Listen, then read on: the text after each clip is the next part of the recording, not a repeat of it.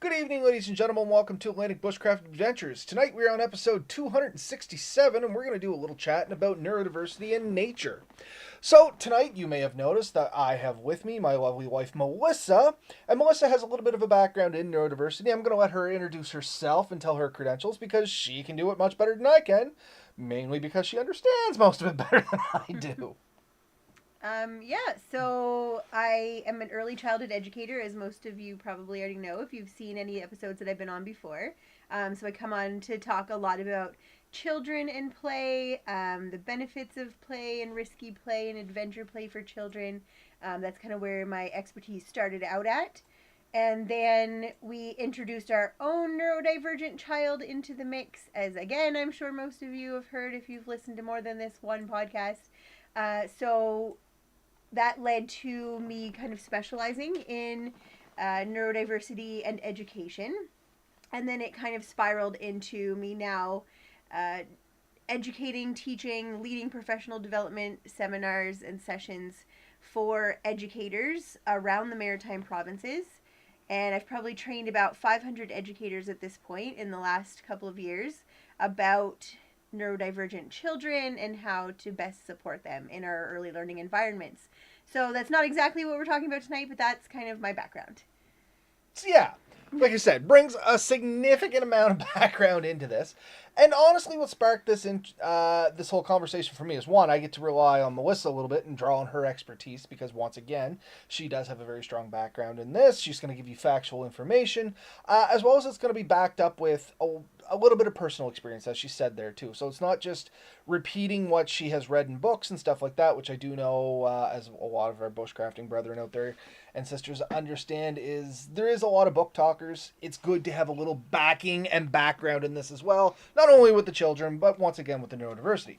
So on the other side of that for me was a question that I do get commonly when I'm out and about and people talk to me and stuff is, when they do know about my daughter and being neurodivergent, is does that pose any kind of difficulties going camping and stuff like that? Because recently we've just started taking her into the woods. We started with a little cabin camping and stuff like that, and I mean into the woods by actual staying in the woods for a little while. She's been in the woods since she was like 8 months old. She's been out on day trips nonstop, and she does take after me in that way that if anything ever upsets her, at one point she was literally saying she wanted to go to the woods. She stamped her foot and said, "I'm going to the woods." And I said, "Okay, little Robert." Don't know where she would have got that. But anyway, yeah, it's always been kind of a thing with her, and I've never really thought about it too much. But in the last month, I've been asked it 3 times, and it just kind of always sat in the back of my mind. And never in a negative way, don't get me wrong. I just thought it'd be an interesting topic to talk about a little bit. And since Ben is away, I was a close second. Well, it's not only that, it's once again, I have a reason to drag you on to the podcast so that I can actually pry a little of this information out of you. And, yeah, I guess from my standpoint, before we jump into the factual stuff, because I'm sure Melissa's going to correct a lot of me here, and honestly, folks, I'm going to be playing just background on this, because it is going to be a lot of Melissa's expertise. But for me going into it, I guess, plainly as a dude with a kid. Say as a dad. Yeah, as a guy with a kid or a dad with a kid, I haven't really noticed anything, I guess, because I don't know any different. Mm-hmm. But there's nothing there or nothing lacking that I would ever notice, if that makes any kind of sense. Like, I don't go in there going, oh, I wish she was different in some way so we could do something else, or, oh, if she was different in some way, we could do something else. It's always been, we just do what we do. She gets along with everything fine. She has things she likes and things she doesn't like, much like I have things I like and things I don't like. Truth be told, the apple doesn't fall far from the tree. I was going to say, Lily and I are a lot more similar than we are dissimilar. So a lot of the things she likes, I like, and a lot of the things that I introduce her to that I like, she likes. So we have talked before that we don't think about the fact that it takes more work or more planning or more effort or more thought or more energy to take, say, Lily then versus a neurotypical kid. But in reality, if we backtrack to thinking about our planning and our prepping to go on trips with her or without her, I mean, there was a phase there where our camping trips required us to take a generator in order to prepare her specialized food, like that kind of thing. She had very, very strict food aversions when she was younger. It persists to now, but it's a little bit more just easier to make meals, honestly, that she's preferring now than she did back then. So I mean, there was that element of extra planning required and extra kind of thought given to what we're taking with us on any kind of a trip, whether it be in the woods or to the mall. But yeah, so there was that. There was that. And yeah, I guess there was a little extra to it, but I guess the way I looked at it was, regardless, there's going to be a little extra with somebody new going in. If it had or just been, a child in yeah, general. just kids in general, you know what I mean? Kids want a couple of their comforts and stuff like that. Yes, she had some dietary restrictions, and yeah, we had to drag a generator around. That was a little, I forgot about that whole thing. Not going to lie. The generator era. It still wasn't that big of a deal. I mean, it did limit us in a couple ways, I guess, now that I get thinking previously about it, but it was never put us out. You know what I mean? It was just something a little different, I guess. And it was honestly kind of convenient to have the generator. I'm not going to lie about that. Funny either. that when we make her more comfortable, we tend to be more comfortable too, to be honest. So it's not always a bad thing. Yeah, no. But, I mean, big scheme of things, especially now that she's getting older, she's slowly creeping up on her teenage years. I mean, we only have 5 more years. Why would you put her in that category? But, it's too soon for that. I know, but anyway, it's like, I'm really looking back to the cabin camping because that's where a lot of the questions therein started. You know what I mean? And I've mentioned on the previous podcast, we brought Lily out. Her first time overnighting in the woods, we did it with cabin camping because there was a few niceties in there, like the outhouse. Running water, no, but she actually got a kick out of the outhouse. Turned it into kind of, I don't want to say a game, we turned it into a learning experience. And I guess that's the biggest thing that I can say as a dad with a kid with neurodiversity is, make everything a learning experience. Don't make it a chore. Don't make it a challenge. If you can make it a learning experience, and this goes for me too. This is the way I like things. If I can take it as a learning experience, it's just enjoyable. It's not really any harder. It's just a little different. That's all. Now, that's me. Like I said, a dude with a kid. Let's hear some factual stuff about here, or at least some better opinions on this than just, me. I mean, I'd like to, at least define what we're talking about. And that's probably best. Probably important. So, maybe we know what neurodiversity means. That doesn't mean that necessarily all of your listeners do. And that's okay. That's totally common. And actually, I mean, the term neurodiversity itself wasn't even coined until the late 1990s. So, it's like 20 years old. So it's not something that's a part of our kind of permanent vernacular at this point. It's something that we're learning more about as time goes on anyhow. So you're not behind the wheel is all I'm saying. It's just join the rest of the club who's also still learning about neurodiversity. So essentially, and there's like this one brief description that I always read, even when I'm doing my professional seminars, because I just don't want to mix it up. So essentially, neurodiversity includes people with medical, psychiatric, and mental health disabilities. So that can look like depression, anxiety, schizophrenia, bipolar disorder, OCD, epilepsy, fetal alcohol syndrome disorder, oppositional defiance disorder, and the list goes on. It also includes people with developmental or intellectual disabilities. So with those ones, we're talking about autism, which is our daughter Lily, Down syndrome, Tourette's or other tic disorders, ADHD, dyspraxia, developmental coordination disorder, language disorder, or sensory integration disorder. So again, those are all covered under the umbrella of neurodiversity. But it goes on to also add in any learning disabilities. So this could be those dyslexia, dyscalculia, dysgraphia. I know Robert identifies as having dyslexia. You've been diagnosed. It's a whole thing. He doesn't just identify with it, but it's in our family as well. I identify as a bushcrafter. Right. I'm diagnosed with dyslexia. I'm so used to saying identified as. And then so it's those kind of categories, all under the umbrella of neurodiversity as a term. And then the causes can be genetic or illness-induced or even nutrition-based or trauma-based. So it can happen at birth, like cerebral palsy, or it could be something that happens later in life, like a traumatic brain injury. There also exists neurodiverse giftedness. So we can call this 2E, twice exceptional. And when kind of a brain-based disability co-occurs with a giftedness, you end up being kind of this twice exceptional term. So just to give you like the very strict, as Robert would say, book learning definition, just so we all know what we're talking about. So when I say neurodiversity, I'm not just necessarily talking about autism. We could be talking about epilepsy or Tourette's or depression. Visual and hearing impairments are both other brain-based disabilities. So that's what we're talking about. Yeah, see, the fancy words to the fancy definitions, but it's good. I mean, it's good to have these kind of conversations and know what we are actually talking about, because I do think neurodiversity, as you said, it is a fairly recent term. It is. And there's a lot of misconception and misunderstanding about it. I mean, even Absolutely. myself being Neurodivergent, dyslexic, I was going to say autistic. living with somebody That too. that is an semi sort of expert on it. I mean, at this point, honestly, I in have our area. become a specialist. And with a child of neurodiversity, I still struggle to actually know where everything fits into It's tricky. everything. So, I mean, yeah, don't feel bad about it there, folks. The best thing you can do is ask questions, and this is the prime time to do it. I mean, neither of us are going to get offended.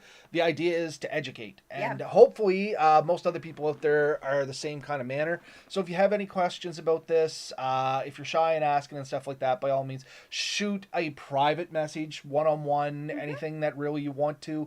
And me or Melissa can definitely give you a more one-on-one based answer there. But as for tonight, and a more generic thing, getting people with neurodivergence out into the woods is actually a really good thing. There's a lot of benefits to being out in the woods, not only for neurodivergent, but we also have just in general. And we've talked about this before in the past, I wrote it down so that I would remember. So if you want to just kind of breeze over the general therapeutic benefits of nature, we did that, Robert and I, on a previous episode 178, if you want to go back. So 178, the therapeutic benefits of nature. So we won't rehash that wheel, but that conversation will definitely lend itself into this conversation and vice versa. So take those two together if you're really interested in this topic, for sure. Absolutely. And one of the big things about going out into the woods, especially with neurodivergence and stuff like that, is, and here's where I'm going to rely on Melissa for a lot of this, to factuate it and not just me and Factuate. Factuate. That's a word. Are we going to do this live? Why not? Okay, anyway, to add some credibility to this, but a lot of neurodivergence has some sensory tied into it, be it really liking certain sensory stimulants or being really against certain sensory stimulants. Nature kind of gives you an accommodation to everything. So if general to day seems really busy and stuff like that, and the individual is having a hard time, getting out in the woods can be that kind of solitary, slowing things down, nice calming effect for him, like Mel said, that we talked about kind of back in that previous episode. And on the flip side, if somebody is really calm, they like the hustle and bustle and stuff like that, there's still things you can get out there into the woods and still stimulate that, like going around rivers, or for me, I like wind blowing through popple trees. Beard? Oh, okay. Well, my beard too. No, popple trees. And I've had this conversation with you long before we ever had children. We lived previously in Westville. We were walking through there, and I think I said it once that I really enjoy the sound of like the wind blowing through popple trees. The leaves, it makes a really nice rustling sound. It's very specific sound. But in any case, there's all of this stuff. Like, to sound corny, nature is an orchestra. All you need to do is pay attention. Wow. Right? Put that on a t-shirt. Right? But anyway, it's true. I mean, there is something out there for everybody. Next to a river, next to a waterfall, like the white noise there, the first time we went to the waterfall, the white noise was literally deafening. Like, there's never a moment where you are alone with a peaceful, quiet instance. There's always rushing water around you, and getting used to that took a little bit. Mm-hmm. And then we kind of accepted it and then embraced it. But for somebody like Lily loves audio stimulus. I think she would really enjoy going out there. She's still a little young to make that treacherous climb down, so that might be this summer coming. You're going to carry her and then me? No. Oh, dang. So Mel, Lily and I may be going to the waterfalls this summer. But anyway, yeah, there's always something out there. Like just a bubbling river, a waterfall. It doesn't have to be a massive one like that. It can be a shallow one that's nice and easy to get to. There's lots that are drive up. Leaves blowing in the wind, pine cones and stuff like that. The textile feedback, so the different... Tactile. Are we doing this on live TV again? Just for the Listen, people. I got people in the comments. They're going to vouch for me. I know they are. Come on, guys. Anyway... it's that feedback, the sensory feedback, touching different things, different barks, pine needles, just different sensations they're not going to get anywhere else.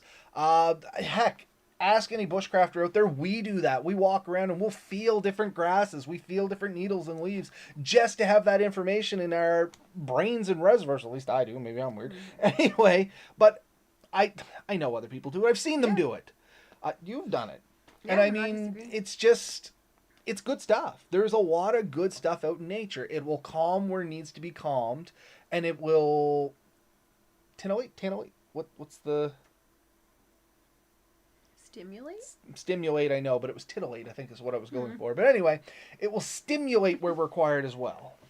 Yeah. So what Robert's talking about is sensory processing differences. Yeah, there. See the fancy terms now. Come on. So one of the main points I always end up kind of sharing with educators when I'm talking to them is that the best thing about implementing supports for neurodivergent children is that, surprise, it benefits all children.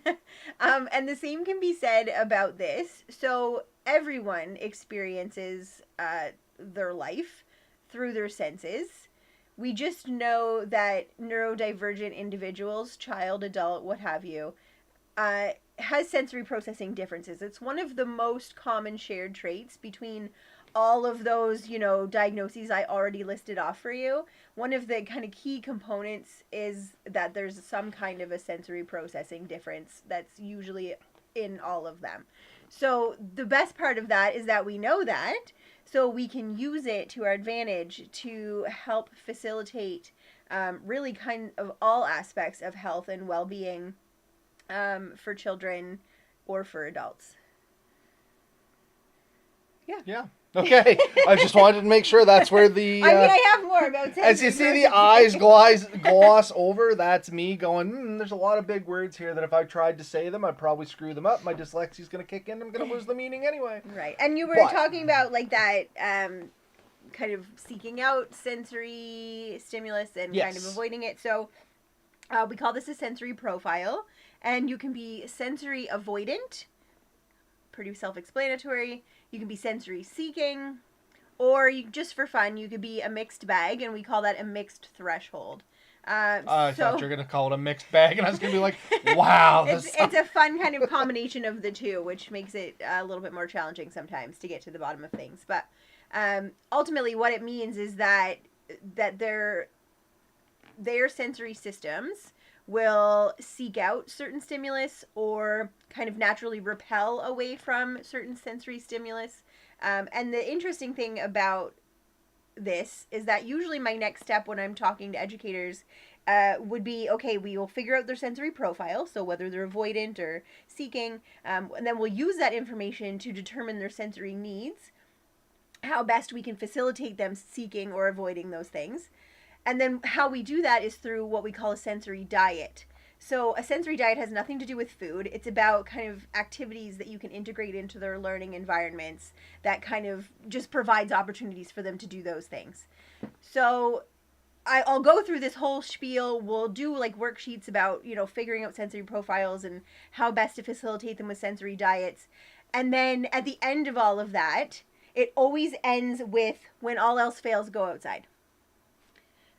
Because outside gives you the most opportunities, the least interferences, the most freedom, the least amount of overwhelming stimulus. It really kind of provides the best of all worlds. You can hit and meet so many needs when you're doing it in an outdoors environment compared to an inside one. Something interesting I found from your little chat there was like a sensory diet and stuff like that. It sounds like for our listeners out there, to simplify it, and hopefully I'm on the right track here, based on how these individuals act in their day-to-day lives, you can tailor their outdoor experience somewhat to their sensory diet. I mean, you could tailor their entire experience, yeah, but outside for sure, yeah. Yeah, so I mean, don't go in blind, I guess, would be a little takeaway Knowing of that. your child's or each other's, I mean, again, neurodivergent children grow into neurodivergent adults in most cases. It doesn't typically just go away. There's just better coping strategies and supports that end up kind of being more accessible as adults, or you learn throughout your adolescence. That being said, so yeah, exactly that. You can totally. What were you saying? Tailor. Thank you. Oh my gosh, I lost that. That was here and gone. Tailor your sensory diet. Okay, sorry. So exactly. So when you learn your own aversions or your own kind of preferences, or each other's, if you're buddy camping and you want to kind of help your friend get along well outside too, then you can prepare for that. So like perhaps that kind of overwhelming white noise of a waterfall would be something really difficult for an auditory sensory processor that has sensory avoidant behaviors. Maybe we know that that kind of environment wouldn't be ideal for this individual. So maybe, we go and visit the waterfall, but that's not where we set up our camp because it ends up kind of turning into a bit more of an issue than it might have to be. So there's lots of things like that where, if you are naturally kind of avoidant of something, then you can tailor your trip to not have to deal with that. Bugs are some like just bug bites can be really overwhelming to to your skin, to which feeds back into your brain because my skin is itchy. So making sure you have, extra coverage, making sure you have bug spray, making sure that, they have a respite that they can retreat to away from the bug environment. When we bought our last tent, we made sure that it was one of the family size ones that had that front enclosure screen room kind of area, because we know that Lily will enjoy nature and want to be out, want to be doing all the things, but when she's done, she's done. Capital done. Capital done. She needs to have a safe place where she can still interact with us, so we don't want to necessarily zip her into a tent and be like, see you later. But having that screen room option just to reduce that stimulus of the bugs being all around you, that kind of ever presence of the noise and the touching and the biting and the itching. Yeah, that helps her a lot to have that safe space where she can retreat from all of that, but still be a part of everything else we're doing. So something you mentioned a little earlier, and I want to loop back to, and it seems like this is as good a time as any, is you were talking about danger play. So for our listeners out there, this is more child-based. What is danger play? And once again, we've kind of covered this before, so just quickly touch on it if you would. Yeah, I think I don't have that number for you, but we can find it and I'll include it in the comments eventually. So we did do a whole episode on risky play for kids. Risky play, that's it. Yeah, it can be called adventure play, risky play. There's play that it's just play that involves some kind of inherent risk. So it doesn't necessarily have to be dangerous to the child. It's just things like playing at heights. That could be, the bottom limb of a tree or on a swing or a couple steps up. It doesn't have to be, an astronomical height. But just having that sense of, ooh, I could fall, adds a little bit to our experience. There's also rough play. So that really physical kind of wrestling around and hitting things with a stick and just being really, really physical, getting that physical feedback. That's another kind of risky play. We would also call making a fire, doing feather sticking with a child, any kind of knife work, that kind of thing. That would all be included in risky play as well. So I do facilitate some of that as well. And the benefits to that for children, again, just having that, they have to pay attention because they could get hurt, whether they could or not, given the situation. But just that inherent drive in them to be oh, I have to be really careful when I'm doing this, or I have to really watch where I'm putting my feet, or I have to have a really tight grip. It kind of improves concentration and focus. Gives them a sense of responsibility. Gives them a sense of being trusted with these, more dangerous, difficult, risky tasks. And it's just fun, right? Because they don't always get to, experience the rush of being at height, or the thrill of using a knife, or, making a fire, or being around a fire. That's not really an everyday experience for a lot of, modern children these days. So, yeah, so that's kind of the background of that. But there is a whole episode of it. So yeah, I was going to say, check that there's out an too. episode on that. I will try and find the, it was a few years ago now. Mm-hmm. It was probably over 2 years ago. Probably one of my first ones. So we'll include that down in here if anybody's interested in that. And if you haven't noticed, and I'm just realizing this myself going over all the episodes that we've done in our togetherness, we tell this one whole story. It's like our episodes just go from one to another, even though there's been years between. They all still kind of link together, which is kind of funny. Yeah, well, I mean, I think really everything is interrelated. Yeah, I just put that on a t-shirt. Aha. Ben, where are you, bud? We're hitting all the good ones tonight. Yeah, on Ben, as you notice, he's not here, obviously. We're 30 minutes in. I might as well tell people where Ben's at. Ben had a prior engagement. We locked him in the basement. Yeah, he has a prior engagement. He will be back. He didn't leave or anything like that. He's just got some personal business there he's attending to. So yeah, is there any final thoughts you kind of want to include on here, Mel? I know this is a very factual... Thoughts already. Yeah, well, I mean, we're at 25 minutes. We can talk as long as you want. I'm giving you an opportunity to get into anything you want here. I know this is a very factual-based episode out there, folks, and I kind of want to keep it as condensed as I can because it's a lot of information to take in with a lot of understanding involved with it, and I think especially if you couple this one with our therapeutic benefits. Yeah. So, I mean, again, just to touch on, so neurodiversity is not just autism, of course. It's all the things I said, but, even depression and anxiety is a form of neurodiversity. It's a brain-based disability. So when we were talking about that before, about the therapeutic benefits, we know that being out in nature reduces blood pressure and reduces stress and improves your working memory and your problem solving. It reduces cortisol and adrenaline. It increases serotonin. These are all things that we got really in depth with in the last episode. So those things will improve the life conditions and the general mood and the ability of someone who had like that anxiety and depression kind of side of neurodiversity. We know that spending time in nature definitely helps with that kind of thing, with like mood stabilization and just increasing your capacity to really function in your other normal day-to-day life. It does so much for reducing stress. And in neurodiversity, a lot of the time we'll see what's called burnout. That's definitely a term that's used a lot more commonly, but for neurodiversity, it's really kind of a neurological condition that burnout is real. It's not just like, oh, I had a stressful week at work. It's my brain has been pushed past capacity. I'm having difficulty with a lot of things. My normal capacity for functioning has been reduced. I'm now in this stage of burnout, which looks like being very tired, very slow to respond, having extra stress, not being able to focus and do the normal things that you're capable of doing.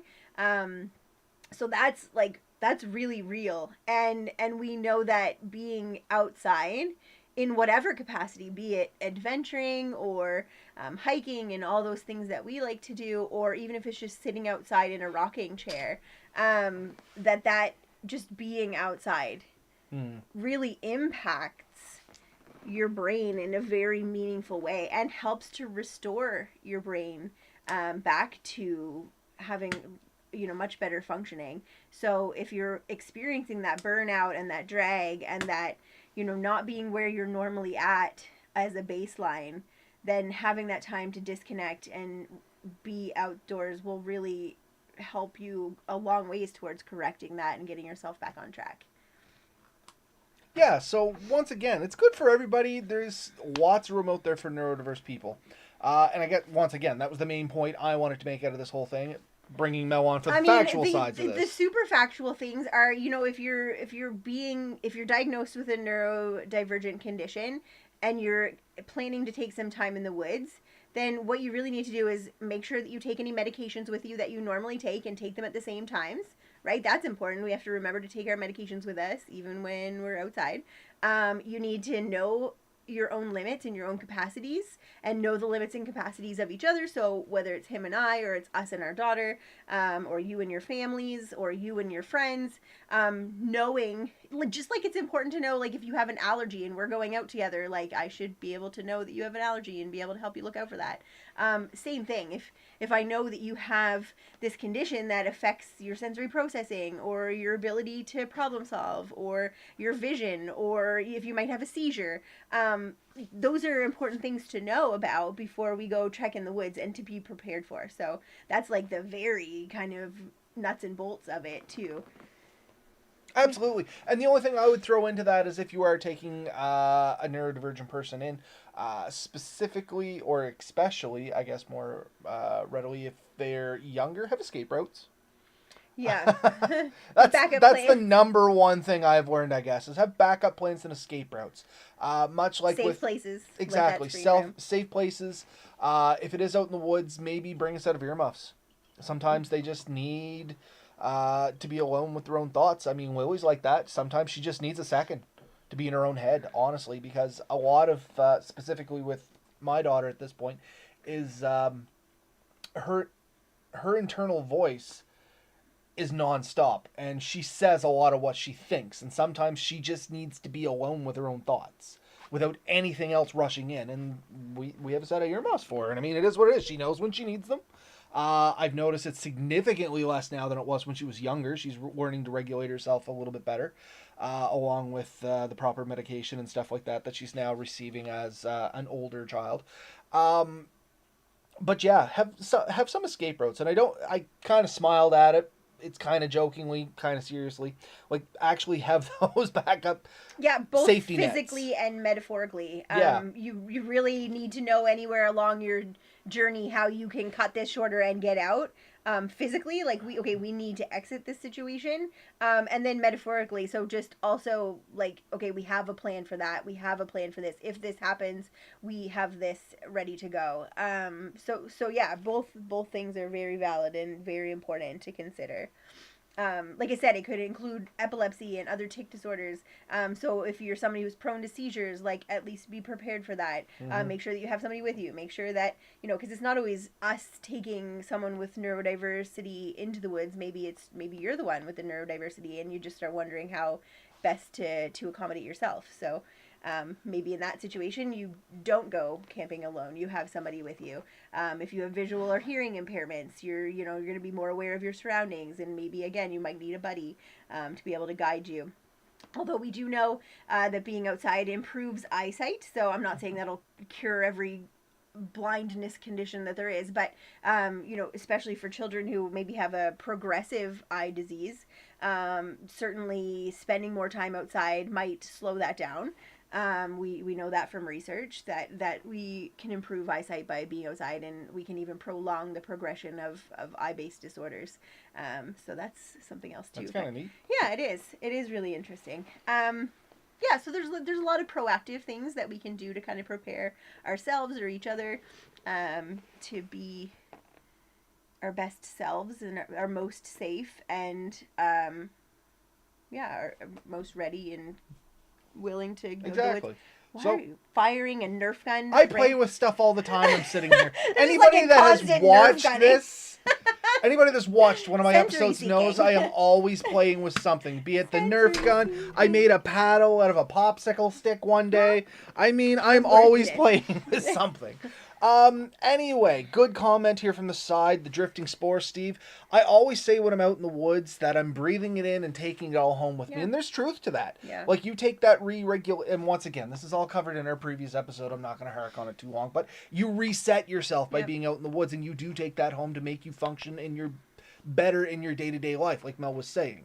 It's a thing. It's proven. There's studies on it. So absolutely, Steve. And speaking of Steve, I guess as good a time as any. The drifting spore, as I said, Steve, where's our our little YouTube buddy. mushroom? It's sitting out on the fridge for me. Grab it. We were at Art at Night here in Pictou County earlier, and hopefully Steve is still listening to us there. And that was just here over the weekend in New Glasgow. So we were out there visiting a friend of ours who had some stuff in there, Marcus English. And who did we run into? other than the drifting spore himself. And he set us up with one of these things, and it is absolutely amazing. So thank you very much, Steve. I want to give you a massive shout out to there and show everybody what it was. It was sitting out on the fridge so I wouldn't lose it up to this point because my daughter wanted it. So now that she's kind of forgot about it, I can kind of move it in here too with the rest of my stuff. And it's going to go over here with the jar of stuff that Christy Ann got me. So... Anyway, yeah, that was a really cool thing. We got to meet up with him. I set him up with a few decals. He set me up with one of these things. We had a chat, took some pictures. It was a fun time. So anybody listening to the podcast here, be sure to go check him out on YouTube. That's The Drifting Spore, all one word. You can search him. I will throw a link in the description here, and you can trace that back. Some cool videos over there, a lot of local stuff. He just recently got himself a new canoe. So there's a video up on that, and I suggest anybody that's interested in just, a laid back feel of stuff, jump over there and check out his stuff. So when are we going to go canoeing together? Well, I got to get him convinced to come on the show, and then we're going to set up a canoe adventure. Perfect. On the record, off the record, we're trying to get Ben home for one, too, so I was going to include all that into it as well. Good. But, oh, not my canoe. Awesome. We have Atlantic Bushcraft Adventures decals on our canoe, too. Sure do. That's how I know the front end. Yeah, yeah, true. I think that's it for me tonight. It's a 35-minute episode. A ton of... Yeah. Okay. A lot of ton. The speaking, not good here. A lot of important stuff said here tonight. I don't want to overflood it with a bunch of rambling, so I think it's a good spot to shut it down there. Let you folks absorb that in. Once again, if you have any questions, don't be embarrassed about that kind of stuff. I do know I've run into that recently too. Some people are a little embarrassed to ask questions because they think we're going to be offended. I can tell you right now, dealing with a bunch of neurodiverse people growing up, my brother who has Down syndrome, there's a couple of facilities around here locally that they provide jobs and stuff like that to people with learning disabilities and neurodiversity and some other stuff there. And literally, these folks do not mind when you ask questions. Ignorance is a thing, and as long as it's good-hearted in the respect of education and just trying to better yourself and better understand, I guarantee you most people will be more than happy to answer your questions. I can tell you for sure, for Melissa and I here, we would answer any questions that we're capable of answering. Yeah, well, as parents at least, and as kind of very used to answering all of the random questions. It's totally fine. And if your point is to learn, then I've never had a problem answering. So, like I always say every time I'm here, you might not see me every week, but I do live here.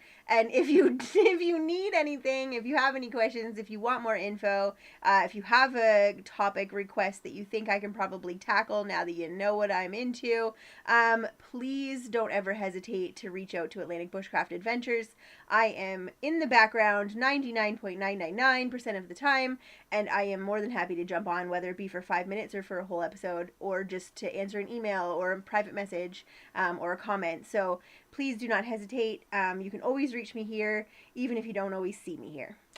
And there's a lot of truth to that. Little funny story. The bar fridge for our house is located in my office over there. It's 4 feet to my right. Literally, most times when I am doing the podcast with Ben, she is coming in and out the door to get not only adult beverages. We also have water and stuff in there's too. water, there's flavored water, there's pop, there's stuff like that. But anyway, all the real drinks are kept in the fridge over here. Let's be real. She is constantly coming in and out, and Our here's most of what's going on. Our podcast airs at 9 o'clock at night. Usually it's for a nightcap. Let's not lie. I'm coming for a drink, and then I'm going to bed. But anyway, folks, once again, don't be embarrassed about questions. Feel free to ask us. Worst case, we're giving you the open door on this one, as long as, once again, it's good-natured in the understanding of further education. I'll shut this down right now. I'm not going to take anything that's derogatory, mean, or otherwise. We're good people. Everybody on the planet needs to be good people, so keep it reasonable. Other than that, ask away. Once again, even folks you may know with neurodivergence and stuff like that, if it is a question, a genuine question, most people are going to answer for you anyway. That's the case for most disabilities, right? Exactly. And also, just know that disability is not a bad word. No. It is. We are disabled by society, by what society expects us to be able to do in order to function like everybody else in society. So, it assumes that you have eyes that work and ears that hear and a brain that can process information quickly. And I mean, that's just how our world works, right? It's quick, it's fast paced. You need your eyes to cross the street. So our disability is really created by kind of the expectations of society. So it's not a bad word. You don't need to say differently abled or special education. It's children with disabilities, children with brain-based disabilities, adults with neurodiversity and other brain-based function loss. Those kinds of things they're not wrong to say. And using the big words or not, just approaching it from that kind of perspective of just being aware that people who are different exist, and that they're allowed to be here and should be here and have value and something to contribute to society and to really all of the aspects of everything that we do every day.